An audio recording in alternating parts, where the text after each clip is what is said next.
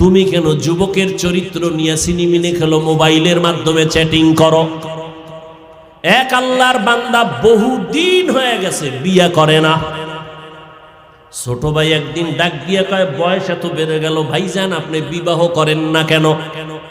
মা বোনেরা ভালো করে শুনেন, যুবকেরাও শুনো বাবা। বড় ভাই ডাক দিয়ে কয়, আমি বিবাহ করব, পছন্দের কোনো মেয়ে পাই না। ছোট ভাই বুঝতে পারছে মনে হয় যেন সম্ভ্রান্ত পরিবারের মেয়ে লাগবে, একটু টাকাওয়ালা। ডানে বামে খোঁজ দিয়ে এক প্রস্তাব দিল, অমুক বাড়ির মেয়ে বড় ভালো। বড় ভাই বলে, না আমি এ মেয়ে বিয়ে করব না। বলে অনেক সুন্দরী, সুন্দরী চাই না তো কি চাও?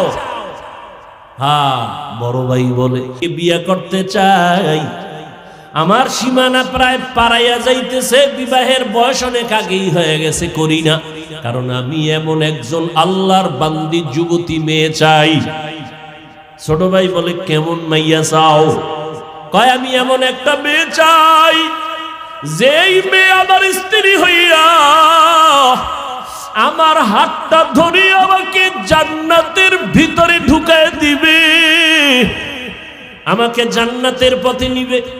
আর এমন একটা মেয়েকে বিয়ে করব যেই মেয়েটা আমাকে একটা পুত্র সন্তান উপহার দিবে, যেই সন্তানটা উম্মতের জান্নাতের পথ দেখাবে। ছোট ভাই কয়, তোমার কপালে বিয়া নাই।